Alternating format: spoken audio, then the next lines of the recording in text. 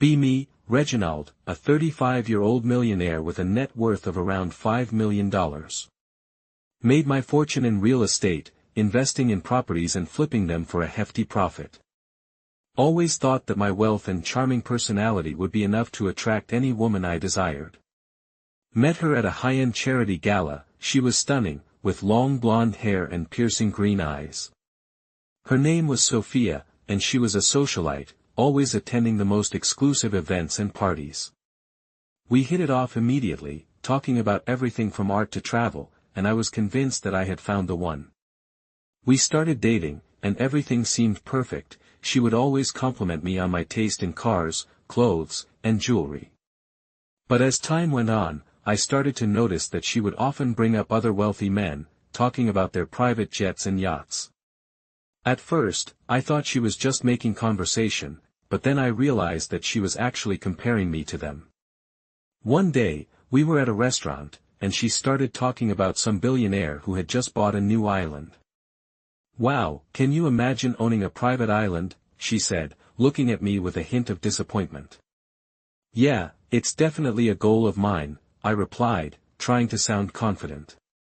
But inside, I was thinking, what's wrong with her? Doesn't she know that I'm a millionaire? Doesn't that mean anything to her? We finished dinner, and I took her back to her place, expecting a romantic night in. But as we were walking to the door, she turned to me and said, "Reginald, can we talk?" "What's up?" I asked, feeling a sense of unease. "I don't think this is going to work out," she said, her voice cold and detached. "What do you mean?" "I thought we had something special," I said, trying to sound calm. "You're just not wealthy enough for me," she said, looking at me like I was some kind of inferior being. I was taken aback, feeling like I had been punched in the gut. "Not wealthy enough? Are you kidding me? I'm a millionaire," I exclaimed. "That's cute," she said, rolling her eyes, "but I'm talking about real wealth, Reginald. I'm talking about billions, not millions." My mind was reeling. I couldn't believe what I was hearing. Was this really the end of our relationship? Was I really being dumped for not being rich enough? I stood there, frozen in shock, as she delivered the final blow. "You're just not on my level, Reginald," she said, her voice dripping with condescension. "I need someone who can provide for me, who can give me the lifestyle I deserve. And unfortunately, that someone is not you." I felt a surge of anger and humiliation, but I tried to keep my cool. "So, let me get this straight," I said, my voice tight with restraint. "You're saying that you only care about my bank account, and not about me as a person?" She shrugged, a careless smile playing on her lips. "Well, when you put it that way, it sounds crude. But yes, I suppose that's true. I do care about my lifestyle, and I need someone who can provide for me.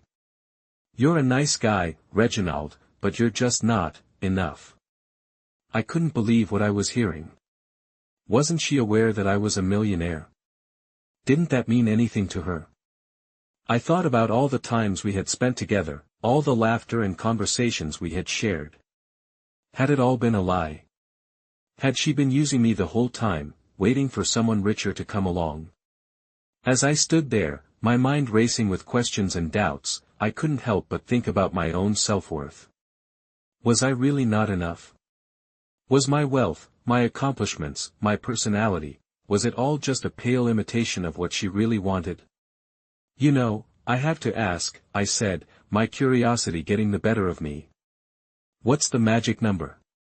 How much money does someone need to have before they're worthy of your attention?" She raised an eyebrow, a hint of amusement dancing in her eyes.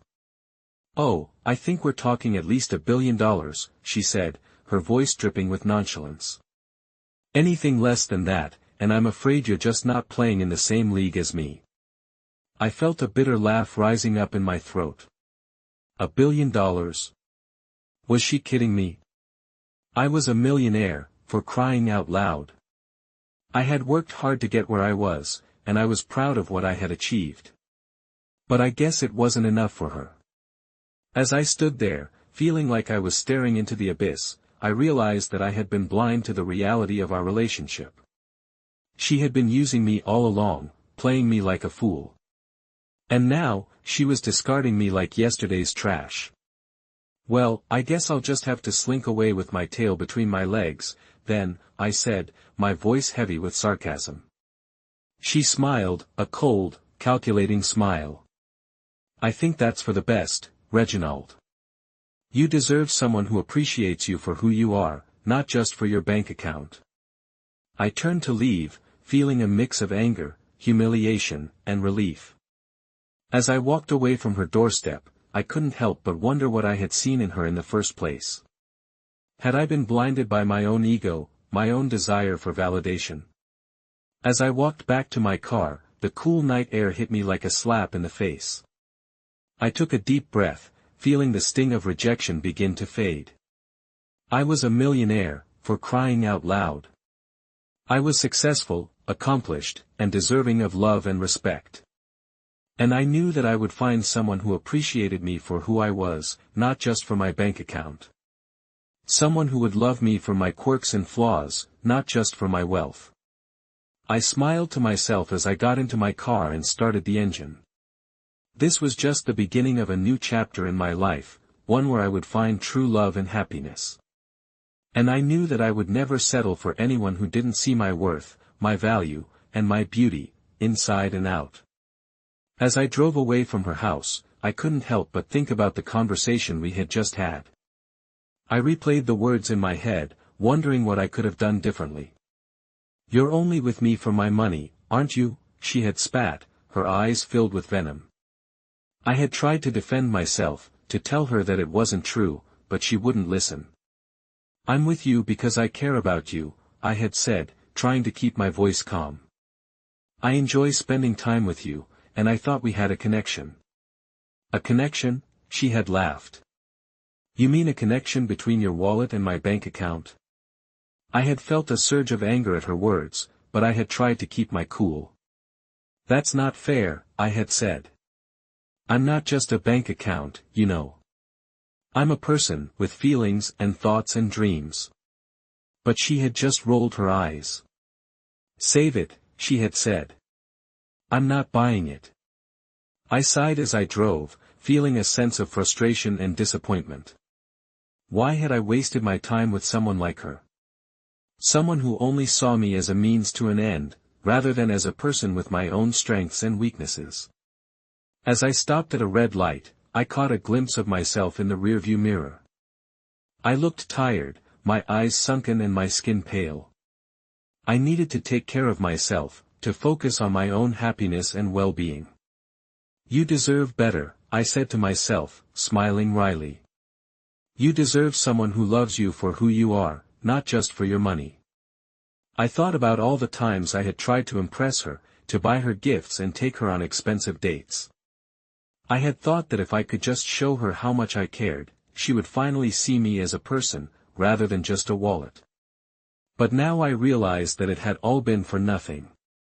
She had never seen me as a person, and she never would. The light turned green, and I accelerated, feeling a sense of freedom and liberation. I was done with her, done with the toxic relationship and the constant stress and anxiety. As I drove, I started to feel a sense of excitement and anticipation. What would the future hold? Would I meet someone new, someone who would love me for who I was, rather than just for my bank account? I smiled to myself, feeling a sense of hope and possibility. I was ready to move on, to start a new chapter in my life. And I knew that I would never settle for anyone who didn't see my worth, my value, and my beauty, inside and out. I'm worth it, I said to myself, feeling a sense of confidence and self-worth. I'm worth love, and happiness, and respect. And I'm going to find it, no matter what it takes. As I drove into the night, I felt a sense of peace and contentment wash over me. I was ready for whatever came next, ready to take on the world and find the love and happiness I deserved. As I cruised down the highway, the city lights blurring together in a colorful haze, I felt a sense of weight lifting off my shoulders. I turned up the music, letting the upbeat melody match the rhythm of my heart. I was finally free, finally me. I thought back to all the times I had convinced myself to stay in the relationship, to all the excuses I had made for her behavior. She's just stressed, I would tell myself. She loves me, she's just not showing it right now. But deep down, I knew it was all a lie. She never would appreciate me, never would love me for who I truly was. I sighed, feeling a pang of sadness.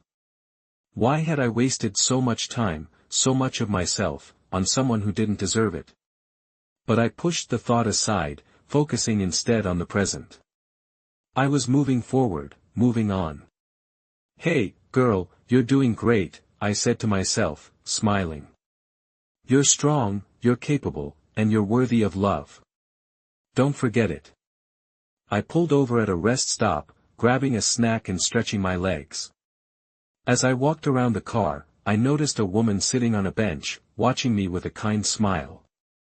Hi there, you look like you're on a mission, she said, nodding towards my car. Where are you headed? I laughed, feeling a sense of camaraderie with this stranger. I'm not entirely sure, I admitted. But I know I'm leaving the past behind. I'm starting fresh, starting new. The woman nodded, her eyes sparkling with understanding. I know exactly what you mean, she said. Sometimes, you just have to take a leap of faith, trust that the universe will catch you. You're brave, doing what you're doing. Don't forget to be kind to yourself along the way. I smiled, feeling a sense of gratitude towards this stranger. Thank you, I said. That means a lot coming from you. I think I needed to hear that. As I got back in my car and continued driving, I felt a sense of peace settle over me. I was on the right path, following my heart and my intuition. And I knew that no matter what lay ahead, I would face it with courage, with confidence, and with a deep understanding of my own worth. I'm worth it, I repeated to myself, the words becoming a mantra. I'm worth love, happiness, and respect. And I'm going to find it, no matter what it takes. As I drove further into the wilderness, the winding roads and dense forests seemed to stretch on forever, a reminder that I was truly leaving my old life behind. The woman's words still lingered in my mind, echoing like a gentle breeze on a summer day. I repeated my mantra again, feeling a surge of determination and hope. I'm worth it, I whispered, my voice barely audible over the hum of the engine. The sun began to set, casting a warm orange glow over the landscape. I pulled over at a scenic overlook, shutting off the engine to take in the breathtaking view. The air was crisp and clean, filled with the scent of pine and earth. I breathed deeply, feeling my lungs expand and my worries slowly seep away. As I gazed out at the vast expanse of wilderness, I couldn't help but think about the journey that had brought me here.